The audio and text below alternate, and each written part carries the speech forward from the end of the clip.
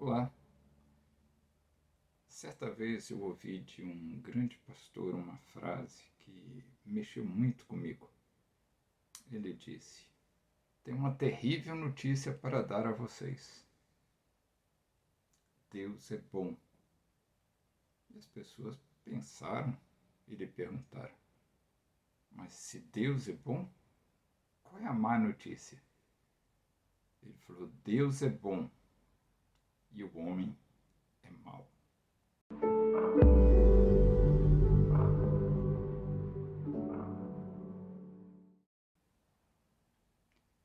Diante dessa realidade da santidade de Deus e da maldade do homem, tudo que o homem pode esperar de Deus no dia do juízo é a sua ira. E hoje nós vamos pensar um pouquinho, refletir a respeito da ira de Deus. Vamos considerar os textos que estão em Apocalipse e Isaías. Apocalipse capítulo 19, versículos 16 a 11. Vamos ler? Vi o céu aberto e eis um cavalo branco. Seu cavaleiro se chama Fiel e Verdadeiro, e julga e peleja com justiça. Os seus olhos são chama de fogo, na sua cabeça há 2 diademas. Tem um nome escrito que ninguém conhece, senão ele mesmo.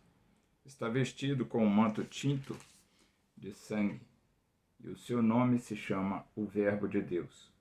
E seguiam-no os exércitos que há no céu, montando cavalos brancos, com vestiduras de linho finíssimo, branco e puro. Sai da sua boca uma espada afiada, para com ela ferir as nações, e ele mesmo as regerá com cetro de ferro, e pessoalmente pisa o lagar do vinho do furor da ira do Deus Todo-Poderoso. Ainda em Isaías 63, de 1 a 4, leamos o que diz a palavra. Quem é este que vem de Edom, de Bosra, com vestes de vivas cores, que é glorioso em sua vestidura, que marcha na plenitude da sua força? Sou eu que falo em justiça, poderoso para salvar. Por que está vermelho o traje, e as tuas vestes como as daquele que pisa uvas no lagar? O lagar eu pisei sozinho, e dos povos nenhum homem se achava comigo. Pisei as uvas na minha ira, no meu furor as esmaguei, e o seu sangue me salpicou as vestes e me manchou o traje todo, porque o dia da vingança me estava no coração, e o ano dos meus redimidos é chegado. Aqui nós vimos 2 declarações proféticas do dia da ira do Senhor. O dia em que o nosso Senhor executará todo o juízo de Deus e derramará sobre os homens a sua ira que está reservada para todo pecador. Jesus, ele realizou a sua obra vicária, sua obra redentora, a fim de que os homens fossem salvos por ele. Porém, infelizmente, nem todos os homens o receberam como Senhor e Salvador. A esses está destinado a ira do Senhor, o dia da indignação, o dia do juízo. E o agente da ira de Deus é exatamente Cristo.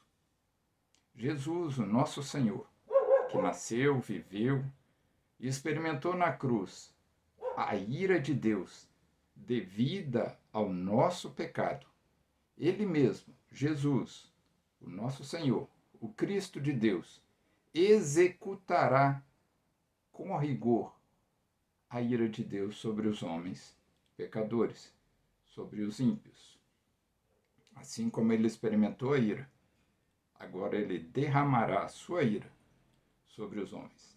Deus, o próprio Pai, o designou juiz sobre os homens, porque é necessário que, além de Senhor, ele exerça esse mandato de juiz. Nós bem sabemos que, ao ascender ao céu, o Senhor continua lá no ofício de rei, sacerdote e profeta. E como rei, ele executará o juízo de Deus. Faz parte do seu ofício, faz parte da sua missão, completar a obra, executando a justiça de Deus, cessando assim o pecado no mundo. Nós temos alguns versículos, algumas passagens da palavra de Deus que nos falam a respeito delas. Uma delas está em João, capítulo 5, versículo 27. E deu-lhe autoridade para julgar, porque é o Filho do Homem. Também nós temos outra passagem que nos fala a respeito, que está em Atos 10, versículo 42. Este nos mandou pregar ao povo e testificar que ele é o que por Deus foi constituído juiz dos vivos e dos mortos. E ainda, em Atos 17, 31, diz a palavra: porquanto determinou um dia em que com justiça há de julgar o mundo, por meio do varão que para isso ordenou. E disso tem dado certeza a todos, ressuscitando-o dentre os mortos. Assim fica claro que o ofício de juiz, o ofício daquele que virá e executará o juízo da ira de Deus sobre todo ímpio, sobre todo pecador, sobre todo homem que não confessa Jesus Cristo como Senhor, que não teve o seu coração convertido a Deus, esse receberá o justo juízo, a indignação, a ira e o furor de Deus através do seu Cristo. Ao longo da história de Israel no Velho Testamento, nós vimos a manifestação do anjo do Senhor em todas as passagens. Tem uma longa lista de eventos em que houve a manifestação do anjo do Senhor. E aí a gente se pergunta, o que é anjo do Senhor? Existem manifestações angelicais em que realmente Deus usou anjos para executar alguma atividade, como foi o caso da anunciação do nascimento de Cristo a Maria, da anunciação da sua gravidez. O Senhor enviou o anjo comunicou a Maria o nascimento de Jesus.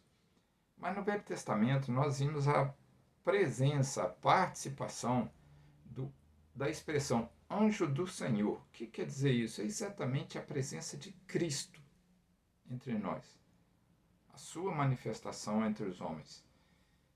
E essa manifestação várias vezes se deu em execução de juízo de Deus.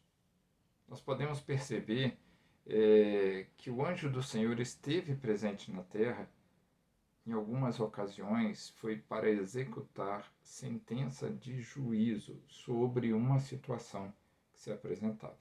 Nós vamos ver alguns exemplos de passagem de anjo do Senhor, como por exemplo em Gênesis 16, 10, o anjo do Senhor aparece a Moisés quando ele sobe ao monte e vê a sarça ardendo, e a sarça ardia, mas não se consumia, e ali estava o anjo do Senhor chamando Moisés para ir ao Egito libertar o seu povo. Foi uma manifestação do anjo do Senhor ali com Moisés. Outro exemplo disso nós temos em Gênesis 22, versículos 11 e 12, quando o anjo do Senhor se manifestou a Abraão. O Senhor havia chamado Abraão depois que teve o seu filho Isaque. A certa altura, já Isaque adolescente, o Senhor pegou e chamou Abraão e falou: Abraão, toma o teu filho e parte para o monte que eu vou te indicar, e lá você vai oferecer a mim o seu filho em sacrifício. Abraão, obediente e confiante no Senhor, tomou os seus servos, tomou Isaque e partiu para o monte. A certa altura do caminho, já chegando ao pé do monte, ele dispensa os servos e ele sozinho sobe com Isaque para o monte. Leva o lenho, leva o cutelo, leva o fogo e leva o seu filho. Foi quando então, lá no alto do monte, o menino Isaque vira para o seu pai Abraão e fala: pai, Aqui nós temos o lenho, temos o fogo, temos o cutelo, mas e o cordeiro para o sacrifício? Então Abraão fala para o filho: Deus proverá para si. E nessa ocasião, quando Abraão dispõe o filho sobre o altar do sacrifício e vai executar a sentença sobre o filho, ele ouve uma voz do anjo do Senhor que fala: Abraão, não faças mal ao teu filho, porque agora sei que tu és fiel. E nisso Abraão olha e vê uma ovelha presa entre os arbustos, então ele pega aquele cordeiro, traz e oferece em sacrifício para o Senhor. Mas quem esteve ali se manifestando para que ele não executasse juízo sobre o Isaque foi exatamente o anjo do Senhor. Também com Abraão, na promessa de um povo, aí foi bem antes de Moisés, né? Quando Deus escolheu Abraão para formar um povo, ele pegou lá em Gênesis 16:10, ele fez uma promessa para Abraão: larga a tua parentela, vai para uma terra que eu te darei, e de ti eu farei uma grande nação. Foi o anjo do Senhor também que se manifestou a Abraão ali. Outra ocorrência da presença do anjo do Senhor foi no deserto, já quando Moisés conduzia o povo para atravessar o Mar Vermelho, e o anjo do Senhor fala com Moisés: levanta tua mão e ora, e o povo passará de pé seco entre as águas do mar aberto. E quando os egípcios vierem e entrarem ali, ele o destruiria. E o anjo do Senhor ia à frente do povo e atrás do povo, ele ia guardando o povo de Israel. O próprio anjo do Senhor tomava lugar e protegia o povo de Israel. Então nós temos essas manifestações do anjo do Senhor que são chamadas cristofanias. São as manifestações do anjo do Senhor ou de Cristo no Velho Testamento. Isso é relevante? Sim, porque o anjo do Senhor, ele executou juízos sobre a terra. E nós vamos ver em seguida alguns exemplos de juízo que o anjo do Senhor executou.